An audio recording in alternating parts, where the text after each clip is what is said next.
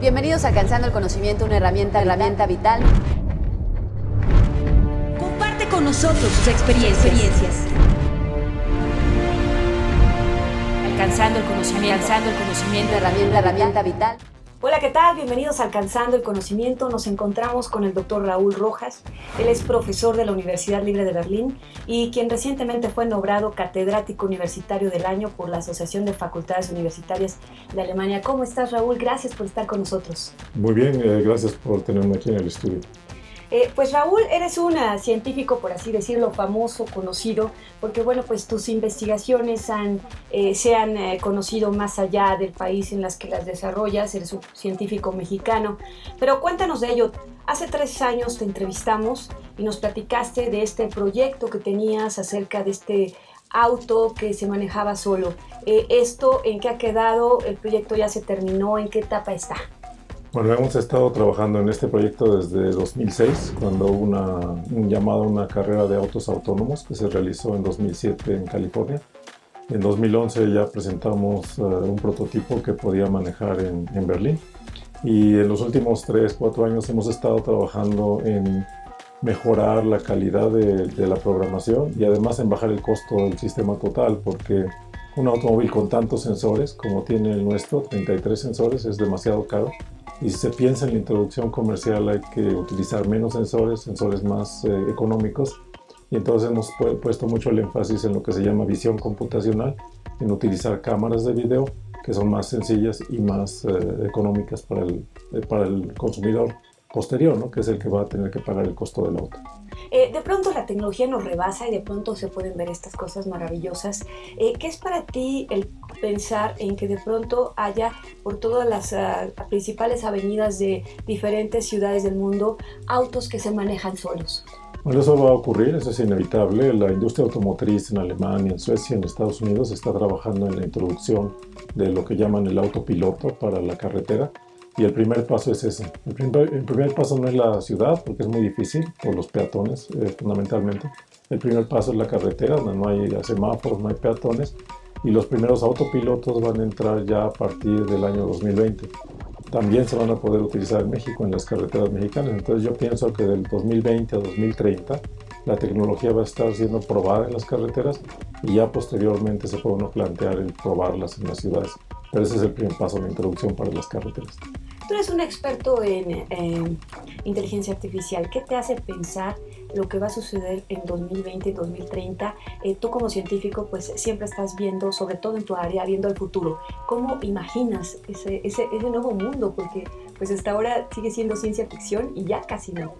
Bueno, para mí de esta cuestión de los autos autónomos es ciencia ficción por un lado, pero por otro lado es algo que va a suceder, como estaba diciendo.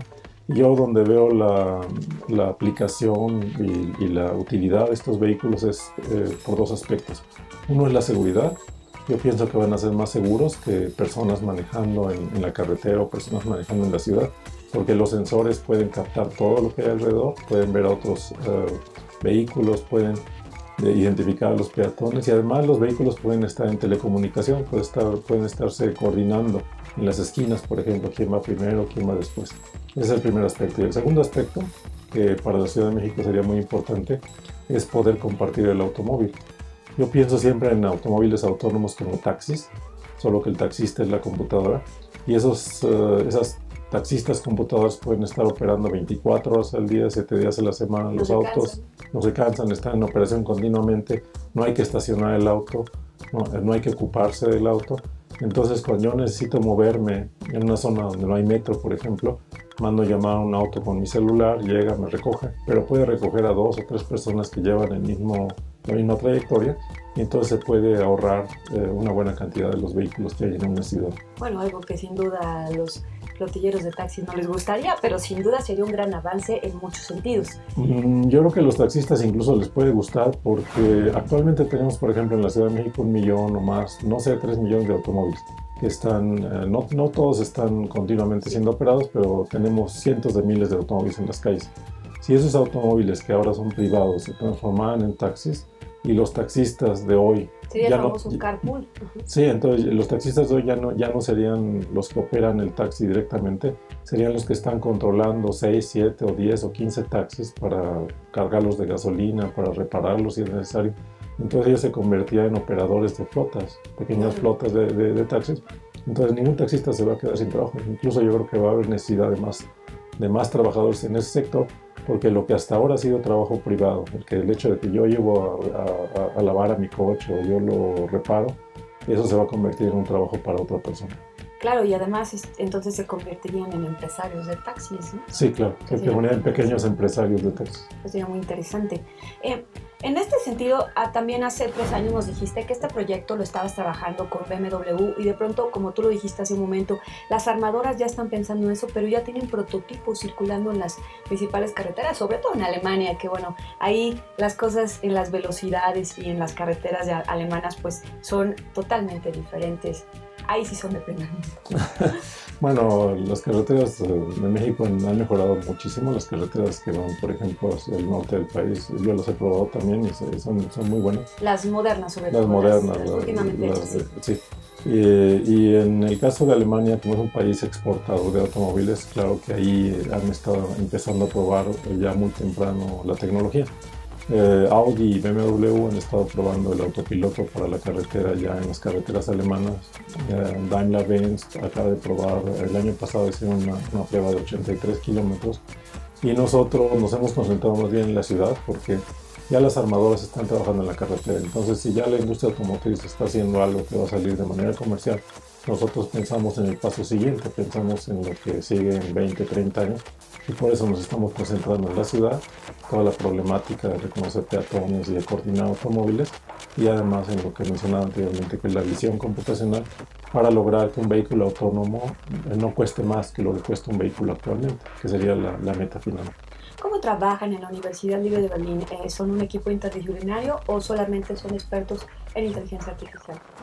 Bueno, la universidad cubre todas las áreas, ¿no? Y entonces este tipo de cuestiones como la movilidad y el manejo de automóviles involucra a personas de muy diferentes áreas. Además hay 3 universidades en Berlín, la Universidad Técnica, la von Humboldt y la Libre de Berlín. Entonces, por ejemplo, para plantearse diseño de automóviles, para trabajar acerca de nuevas formas de locomoción, de autos eléctricos, se puede trabajar junto con la gente de mecatrónica que está en la Universidad Técnica de Berlín. Entonces, este tipo de investigación es muy interdisciplinaria porque la introducción de autos autónomos tiene que ver con la técnica, cómo hacerlo, pero también tiene que ver con las leyes, por ejemplo. Tiene que ver con la modificación necesaria de las leyes para regular el aspecto de quién paga en el caso de un accidente, en el caso de un choque, quién es responsable, la armadora o el pasajero del vehículo o el programador del vehículo, y tiene que ver también con cuestiones de aceptación social. Está dispuesta la gente realmente a subirse a estos automóviles y además con cuestiones de planeación de ciudades, porque va a modificar todo la infraestructura de las ciudades. Entonces hay que hablar con todo ese tipo de gente, con los abogados, con los planeadores de ciudades, con los mecatrónicos, con los programadores. Es un trabajo muy interdisciplinario. Ya. ¿Qué opinas de que hace algún tiempo Stephen Hawking dijo que la inteligencia artificial podría significar el fin de la raza humana? Bueno, hay una discusión muy grande actualmente acerca de esta cuestión, lo que ya se llama superinteligencias, y las computadoras podrían llegar a ser más inteligentes que las personas, y si eso constituye un riesgo para la humanidad. Yo diría que por un lado ese tipo de temores son válidos, porque lo estamos viendo ahora con todas las cuestiones de vigilancia, el hecho de que ya todos los datos que la gente tiene en sus celulares o en sus computadoras en la casa puedan ser accesados a través de internet, y que uno esté siempre mostrando su radiografía completa de todo lo que uno hace y todo lo que uno comunica con otras personas, puede ser un problema. Es un problema importante de privacidad, ¿no? Porque la gente también quiere tener privacidad y no quiere estar siendo observada, y sobre todo no quiere estar siendo observada por la policía cuando no ha hecho nada, ¿no? Claro. Entonces ese tipo de cuestiones han sido muy aceleradas por todo lo que constituye reconocimiento por ejemplo, de caras o reconocimiento de voz. Ya se puede hacer de manera automática reconocer a los amigos en Facebook. Entonces Esos temores vienen de esa vigilancia total que tenemos actualmente. Ahora, respecto a los robots y respecto a la inteligencia real de las máquinas, más bien lo que a nosotros nos desespera en la universidad no es que sean muy inteligentes, nos desespera que sean tan tontas todavía, que no hagan lo que queremos que hagan. Y en el caso de los vehículos autónomos es un buen ejemplo, porque ahí programamos algunos escenarios, algunas posibilidades de error que pensamos que son necesarias, pero llegamos a otra situación y hay que programar otras cosas. Por ejemplo, cuando trajimos nuestro vehículo aquí a la Ciudad de México, tuvimos que programar los topes, que nunca habíamos programado en Alemania. Entonces, y los baches. Y los baches. Entonces, un vehículo autónomo o máquinas, robots, todavía no tienen intuición, todavía no tienen esa inteligencia real que tienen los humanos para adaptarse muy rápido a cualquier situación. Entonces yo creo que la posibilidad de que las máquinas en este siglo puedan ser más inteligentes que los humanos no es factible. Lo que sí es que puede ser que todos estos temores que se tienen acerca de la vigilancia total y la observación total, pues habrá que hacer algo en contra de eso.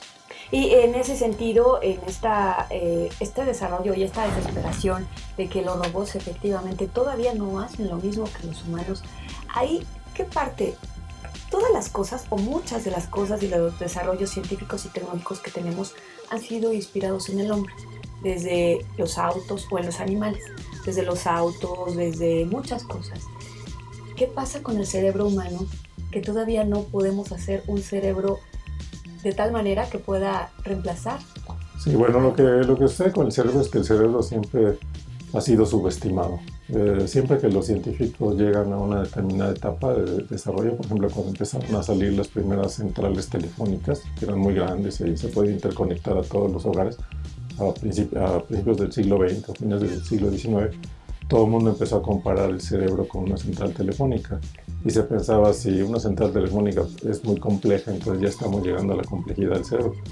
Y no es así. Después salieron las computadoras en los 50, 60, se empezó a comparar el cerebro con una computadora y se pensaba que una computadora de aquella época ya podía ser incluso más inteligente que un cerebro. Y no es así.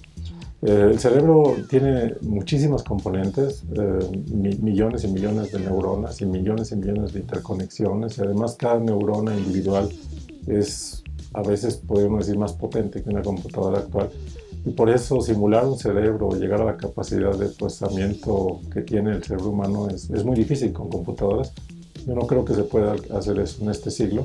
Y además yo creo que todavía nos falta entender el cerebro, nos falta mucho investigación básica de los neurólogos, de los neurocientíficos, de los genéticos, de toda la gente que está metida en esto, entender los componentes biológicos, por así decirlo. Y hasta que esa investigación no se haya desarrollado, tampoco podemos aspirar a sustituirlo con componentes electrónicos. Entonces, en la medida que los genetistas, los neurocientíficos y todos ellos también la genética, ¿no? Puedan avanzar más, ustedes en la parte de la robótica podrán avanzar más. Sí, yo lo que digo siempre es que inteligencia artificial o robótica es como biología sintética. Los biólogos reales, ellos están analizando a los animales, los seres vivos y están tratando de entender cómo funcionan. Y nosotros venimos por otro lado, nosotros estamos tratando de reproducir capacidades que ya tienen los seres vivos con computadoras, con elementos electrónicos. Estamos tratando de emular lo que puede hacer una bacteria, por ejemplo, en cuanto a reflejos.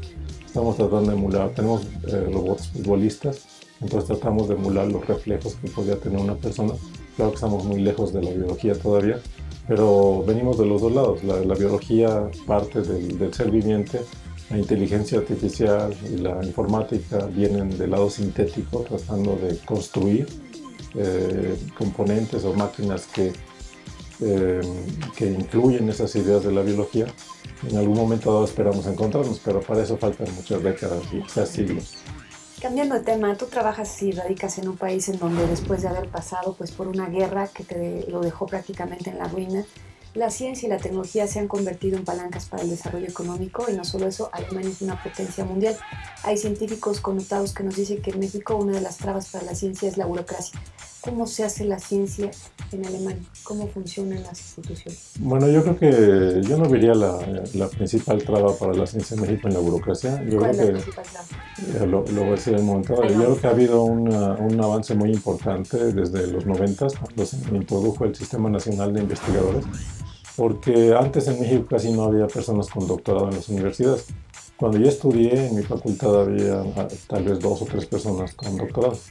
Cuando empezaron a salir muchos mexicanos al exterior a hacer sus doctorados en Europa o en Estados Unidos, muchos de ellos regresaron y con el Sistema Nacional de Investigadores se garantizó que se pudieran quedar en las universidades dándoles un sobresueldo y eso hizo avanzar mucho la investigación en México.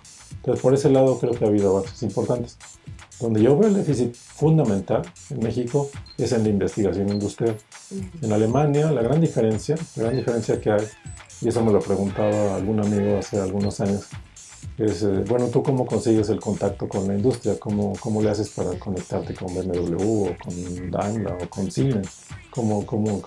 Y yo le dije, bueno, yo nada más contesto el teléfono. O sea, yo no voy a buscarlos a ellos vienen a buscarnos a nosotros, porque todas estas compañías tienen centros de investigación propios muy importantes y esos centros de investigación siempre buscan el contacto con las universidades para obtener nuevos doctorantes, nuevo personal y además para hacer proyectos conjuntos. Y eso es lo que falta en México. En México hay un programa de sustitución de exportaciones, en el sentido, por ejemplo, en la industria automotriz. Si la industria automotriz importa partes para armar vehículos, hay que exportar vehículos a Estados Unidos o a otros países y hay que balancear la balanza comercial. Entonces México exporta ya muchos autos y muchos componentes electrónicos, incluso maquila, ¿no? hasta cierto punto. Entonces México es el quinto exportador de productos electrónicos, pero todos esos productos no se desarrollan aquí, la investigación no se hace aquí, se hace en Corea, en Japón o en Estados Unidos. Y el dinero va para esos países. Bueno, en parte para México también, ¿no? Pero el problema fundamental para la investigación es que uno quisiera tener esos centros de investigación aquí en México. Y eso es lo que hicieron los coreanos. Los coreanos, cuando empezaron su despegue, no solamente empezaron a maquilar, a armar y a exportar, empezaron a desarrollar también sus capacidades científicas internas con centros de investigación en las empresas. A mí lo que me gustaría ver es, por ejemplo, que se les exigiera a las compañías que están en México, no solamente que exporten y que ganen dólares para el país, me gustaría ver que se les exigiera que tuvieran parte del desarrollo de manera interna, que tuvieran, que, no sé, la cuarta parte del equipo de investigación estuviera, por ejemplo, en México, para de esa manera desarrollar capacidad local de investigación.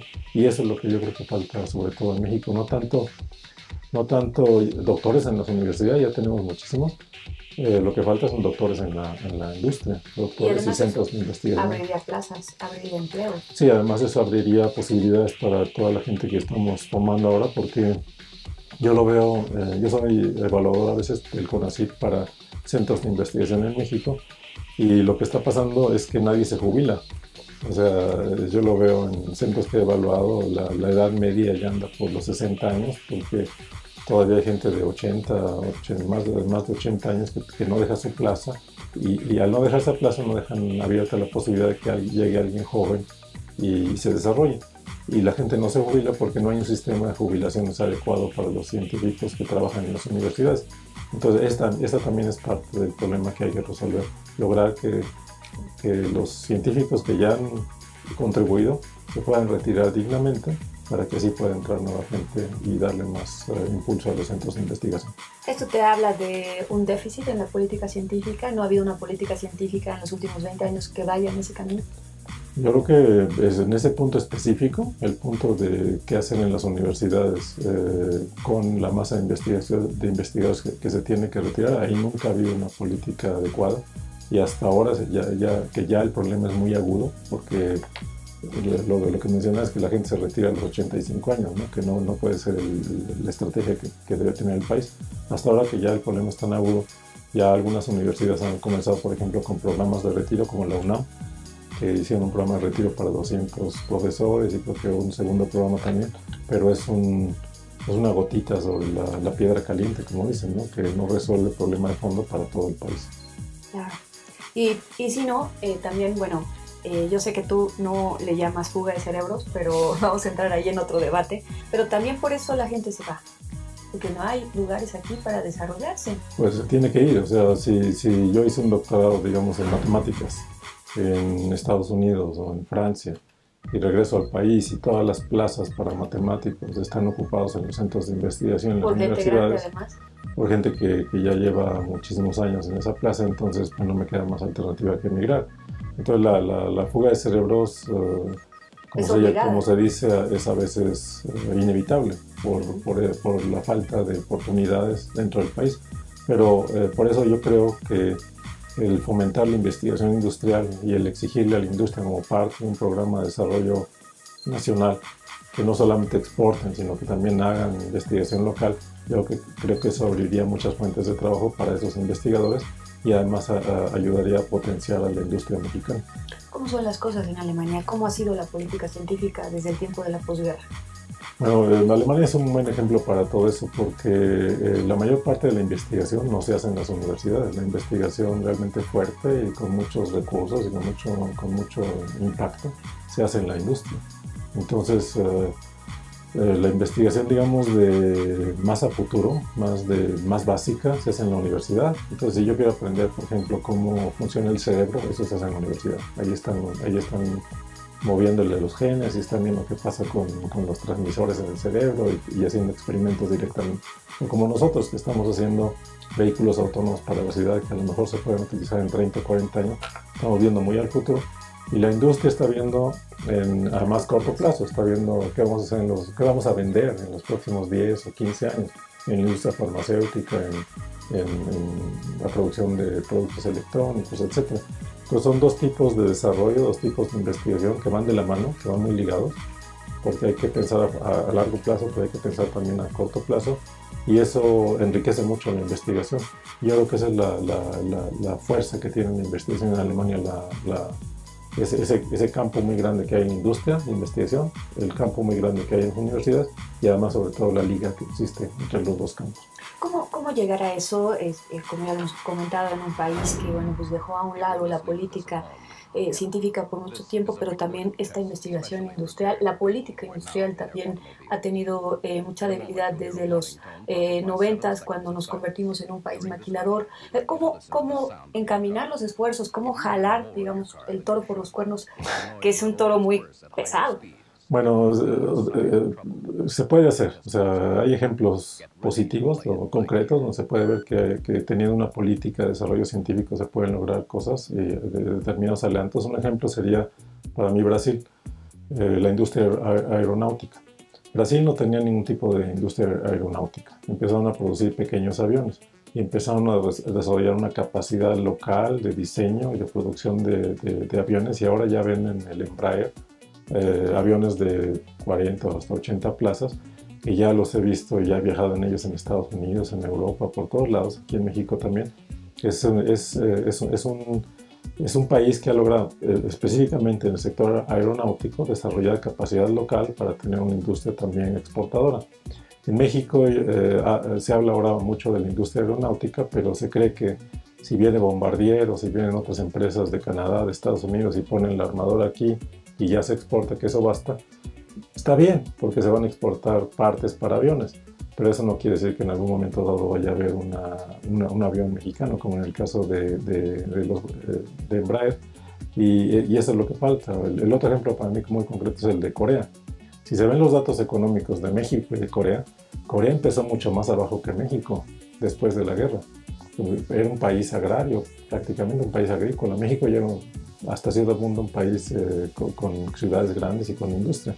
Corea no tenía nada, un país también incluso destruido después por la guerra de Corea.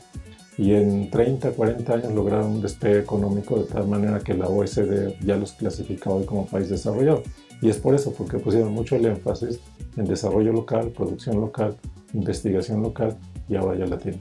Pero ahí es donde, fíjate, las cosas de pronto no caminan, porque empieza un sexenio más y de pronto parece que va a haber una política científica, que las cosas, y de pronto ya solo se congratulan porque, bueno, en Querétaro se están produciendo partes para la industria aeroespacial, y cuando tú les preguntas a los que dirigen esos centros y todo el sistema de ciencia, bueno, entonces ya vamos a hacer aviones, no, espérate, uy, no, para eso nos falta mucho y ahorita mejor así y aquí nos quedamos. O sea, no hay esa ambición, y para todos es obvio que lo que que necesitamos es crear nuestras propias cosas. Y no es tan tarde para no hacerlo.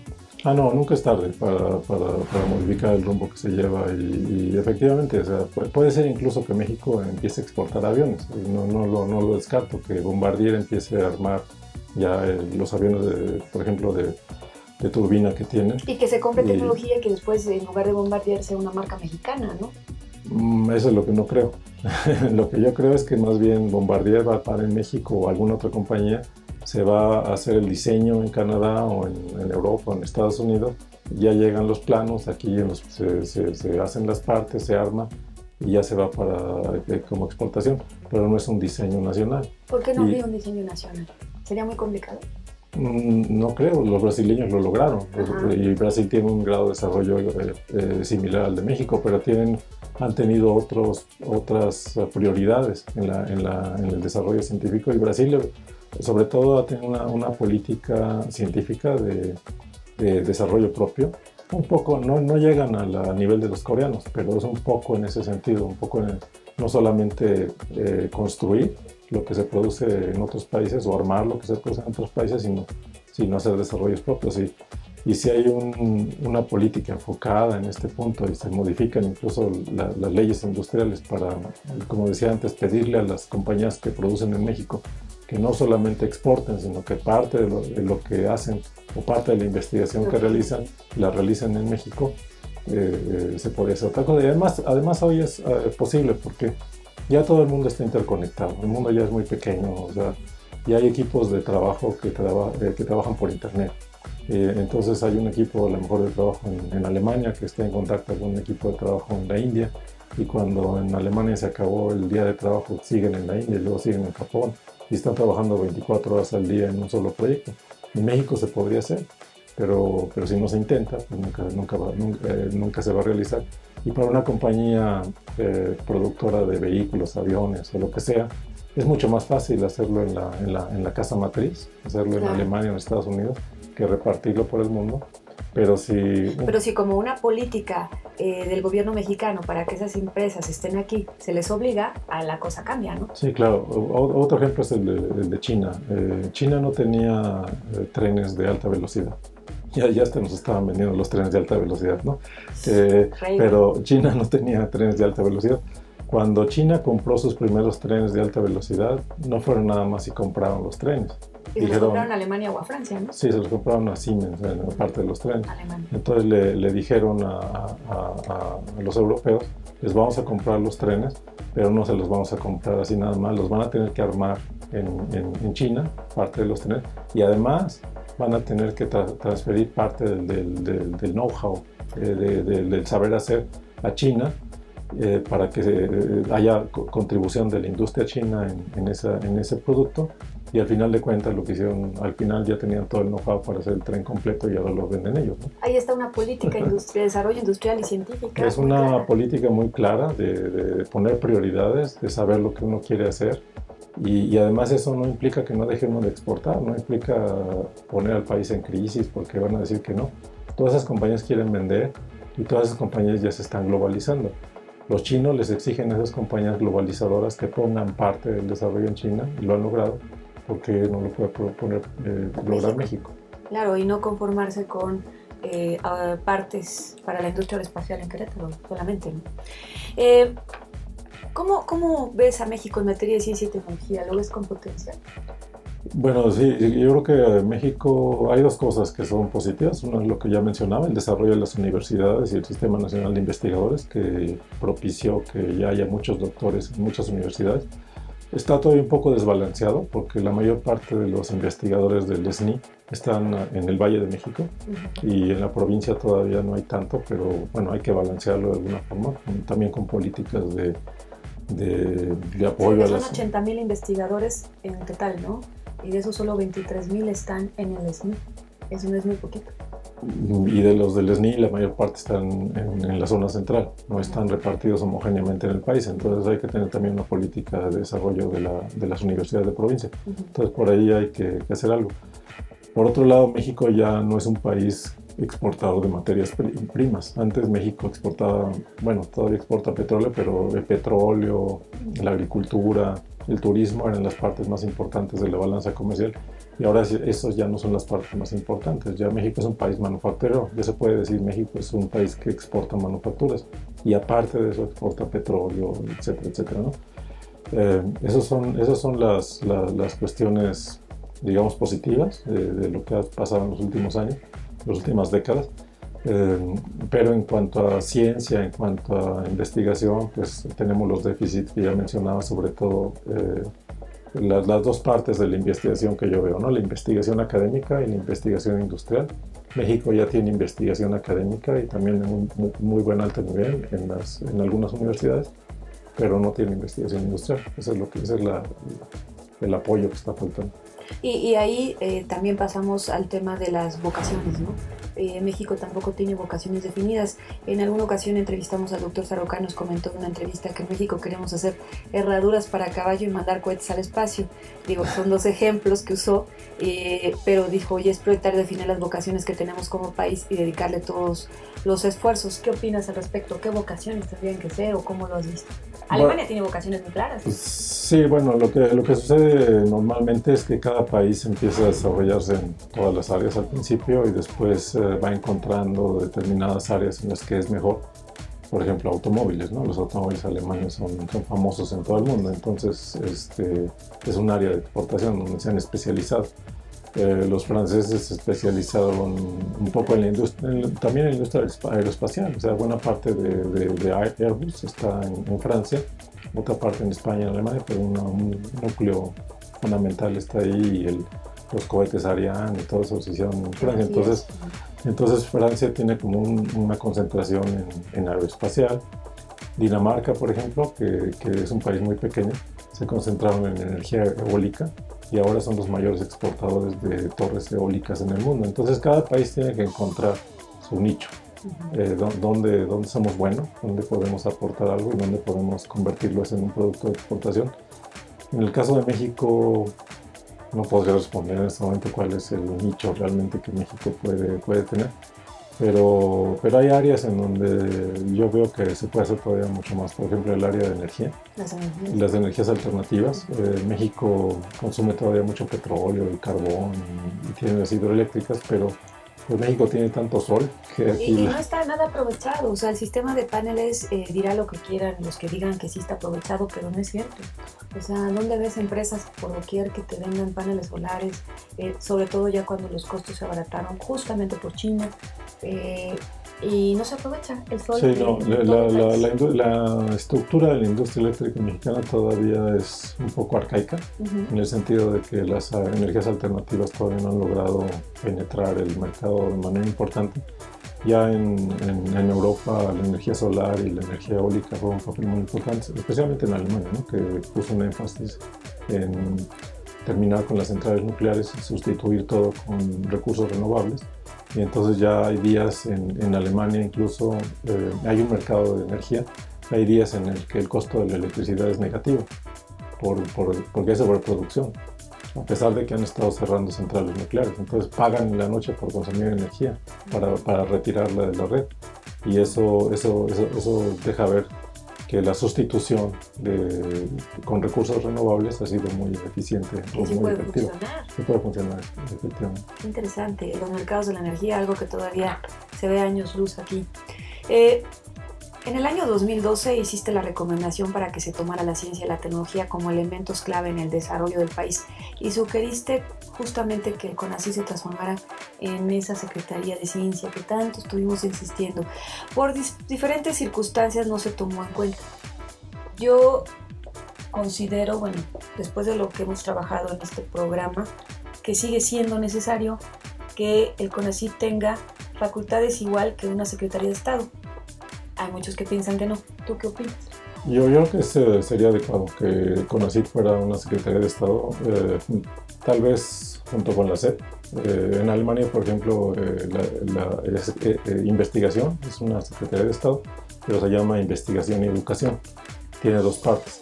Entonces hay una parte que se dedica, digamos que a la educación primaria, secundaria, etcétera, etcétera, y hay otra parte que es muy importante, que tiene muchos recursos, muchos millones de euros, que se dedica a la investigación.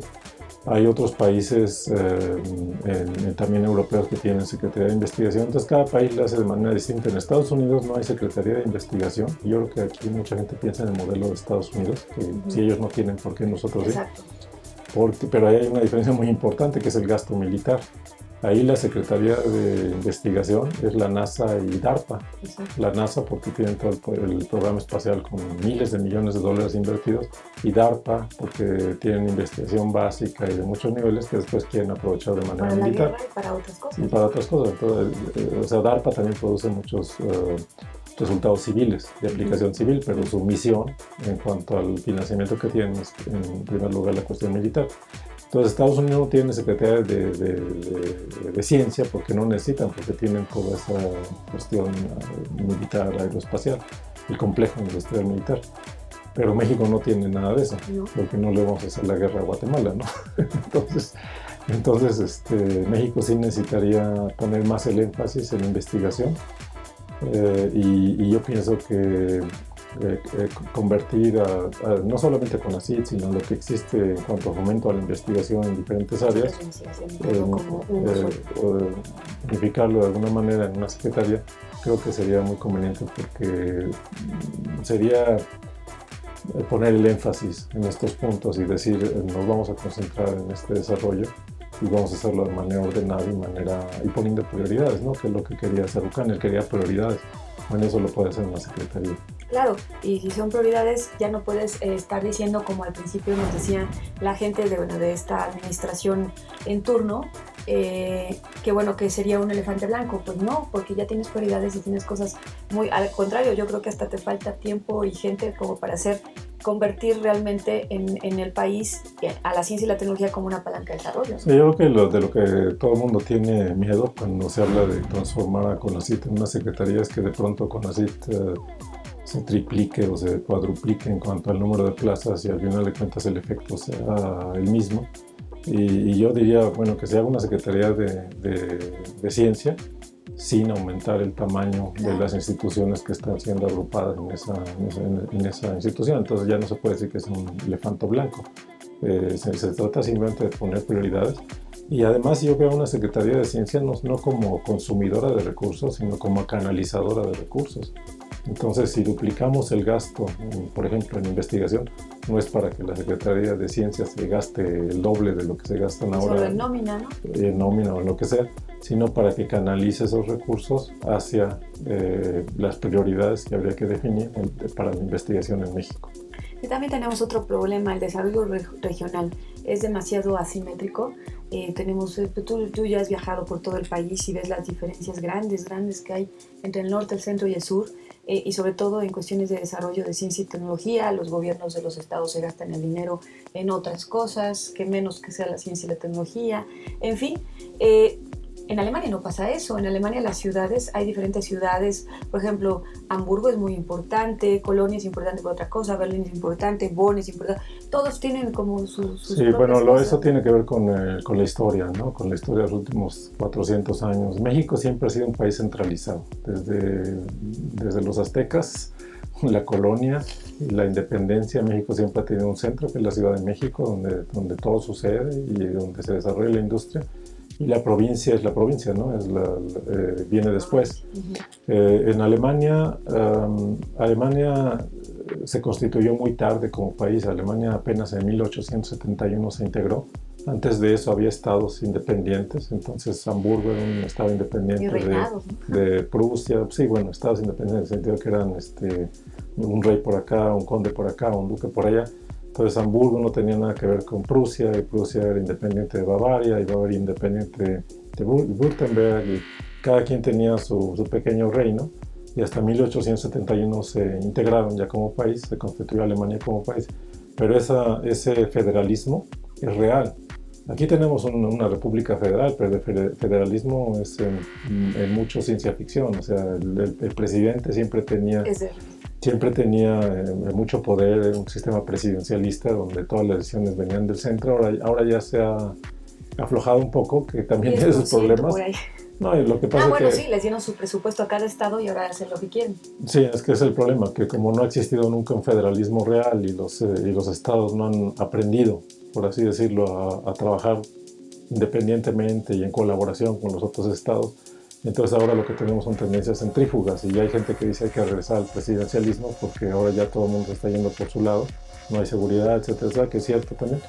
Pero yo creo que la solución a esto no es regresar al presidencialismo de los 60, 70, sino tener un verdadero federalismo, fortalecer a los gobiernos locales en cada entidad.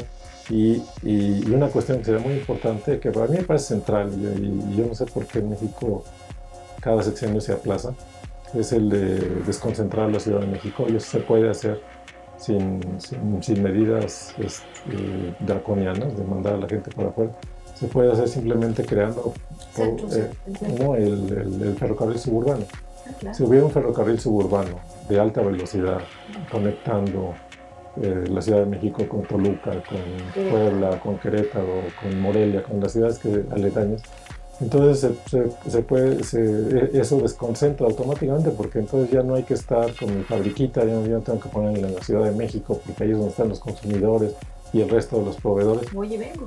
Voy y vengo, y además también las partes van y vienen, y entonces se va desconcentrando, y eso es lo que al final de cuentas produce un verdadero federalismo, que cada entidad tenga suficientes recursos y suficiente poder económico para de veras estimular la producción en su región.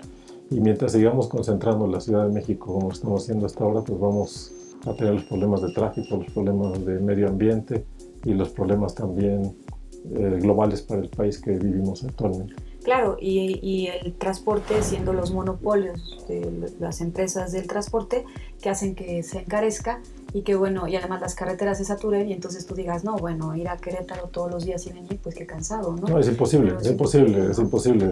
Pero con un tren de alta velocidad. Ir a Ciudad Satélite todos los días ya es casi imposible. Es casi imposible. Entonces, la verdadera solución al problema del tráfico en la Ciudad de México es la introducción del ferrocarril suburbano hacia los centros, no tan lejos, puede ser incluso hasta Cuautitlán y los centros que están más cerca de la Ciudad de México, para desconcentrar la Ciudad de México. Pues sí, pero que realmente se hiciera y no estar pensándolo. Y bueno, por último, bueno, ¿algo más que me quieras decir antes de la última pregunta? Bueno, creo que la inquietud fundamental que mucha gente tiene cuando ve nuestro desarrollo con el auto autónomo es... a nosotros siempre nos dicen que a la gente le gusta manejar, que la gente no quiere ser o los choferes no quieren ser sustituidos por una computadora, que ellos quieren ir al volante. Que dónde está ese placer de la carretera, ¿no? La velocidad. Entonces del placer de la velocidad, etcétera. Y yo creo que ese es un mito, en realidad, ¿no? Porque sí, es un mito, porque cualquiera que maneje en la Ciudad de México, después de 15 minutos ya no quiere manejar, quiere ponerse a leer su periódico, o a trabajar con su celular, o hacer otra cosa y no estar manejando el vehículo, o echarse una siestecita, lo que sea, ¿no?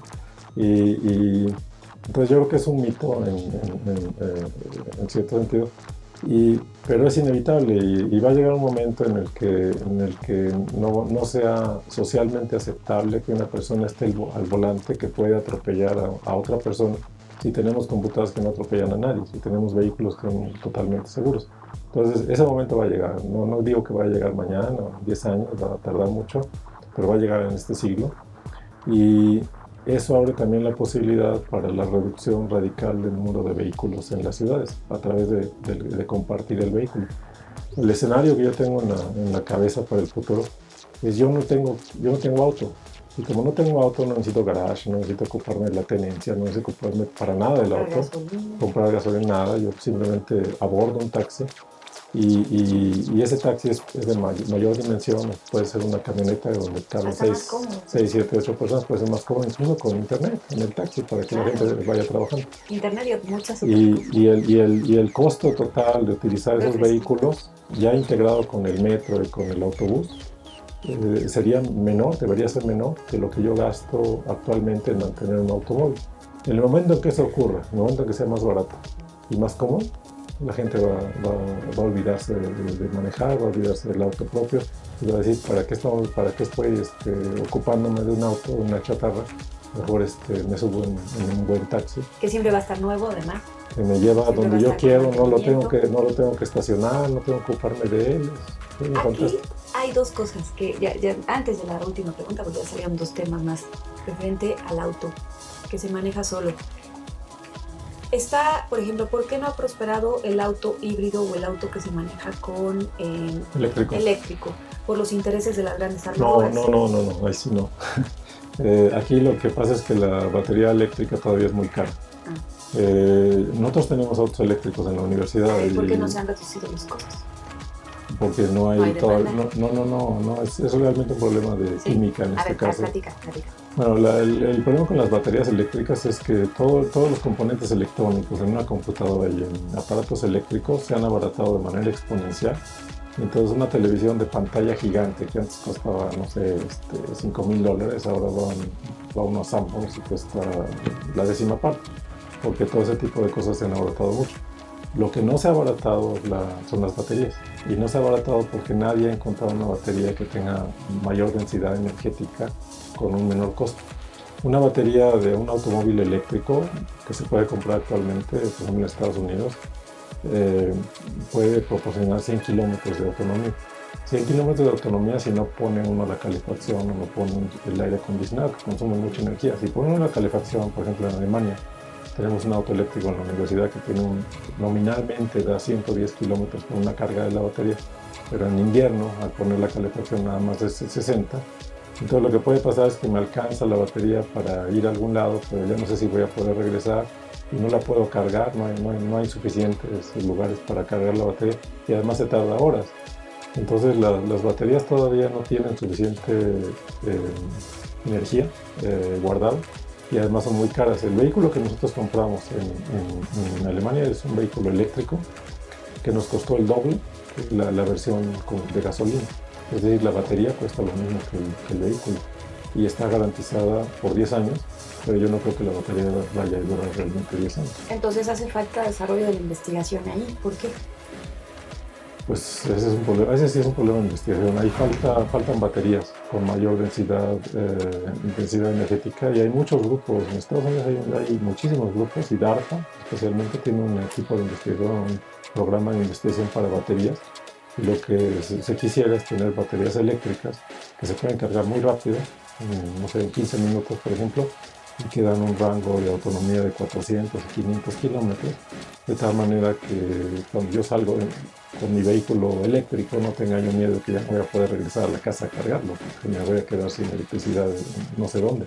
Entonces, por eso los vehículos eléctricos todavía no han podido entrar al mercado, son muy caros, cuestan el doble, básicamente. Entonces, ¿no tienen que ver los intereses de las armadoras o los intereses de las petroleras? Pues sí, claro que las petroleras no están muy entusiasmadas con que entren los vehículos eléctricos, pero no lo pueden parar, porque siempre hay alguna compañía que no se ajusta a las reglas, por así decirlo. Por ejemplo, Tesla, en Estados Unidos, la compañía Tesla, que vende vehículos eléctricos, ellos han estado metiendo y proponiendo muchas formas de producir vehículos eléctricos y están abriendo una planta de baterías en Nevada, donde va a ser la planta de producción de baterías más grande del mundo. Entonces siempre hay una compañía que lo hace, pero no se ha logrado. O sea, realmente todavía los vehículos eléctricos son muy caros y todavía hay que esperar a que salga la batería del futuro, por así decirlo, que permita que los vehículos eléctricos sean el sustituto de los vehículos de gasolina. Y yo creo que va a suceder, pero no tan rápido como uno quisiera. Pero lo ves en el futuro. Ah, sí, claro. Los vehículos del futuro son vehículos que no contaminan. Son vehículos que tienen una batería eléctrica o una batería de hidrógeno, también a veces se piensa, pero yo pienso que electricidad una batería eléctrica podría ser más eficiente. Entonces, en mi visión del futuro de la Ciudad de México, hay la cuarta parte de autos, porque no necesitamos tantos autos, van ocupados con más de una persona, son eléctricos, no contaminan. Y se manejan se manejan solo, por eso van ocupados con más de una persona. El tráfico fluye y además tenemos desconcentrada la ciudad porque existe el ferrocarril suburbano y la gente que quiere puede vivir en Puebla y trabajar en la Ciudad de México. Y esto es pensamiento científico, no es brujería, no son chamanes, es una realidad que en los próximos años podría estar. siempre y cuando Sí, if. se apliquen las políticas adecuadas, ¿no? Claro que sí, o sea, si yo veo el ferrocarril suburbano en el futuro es porque creo que alguien lo va a hacer. Si nadie lo hace, bueno, entonces lo tachamos de la lista. Claro. En ese sentido, ¿a qué personaje? Bueno, nada más aquí. Los vehículos que se manejan solos, además de la barrera de la gente que dice que manejar es un placer, enfrentan otras barreras. Pues yo diría Además que esa es el miedo, la aceptación social tiene que darse, ¿no? Y eso se va a dar a través del uso en la carretera. Por eso la introducción en la carretera es tan importante, porque va a ser el campo de prueba, para que la gente se suba alguna vez en un vehículo, lo vea que funciona, vea que no pasa nada, que incluso es más seguro.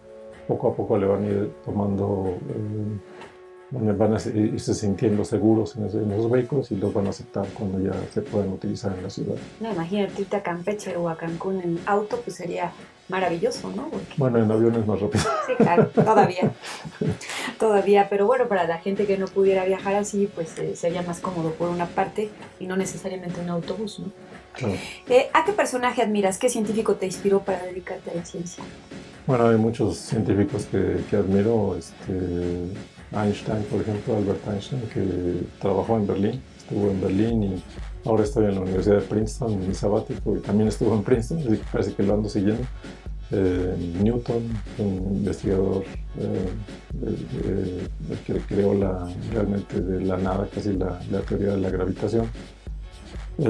Y también científicos de todas las áreas, ¿no?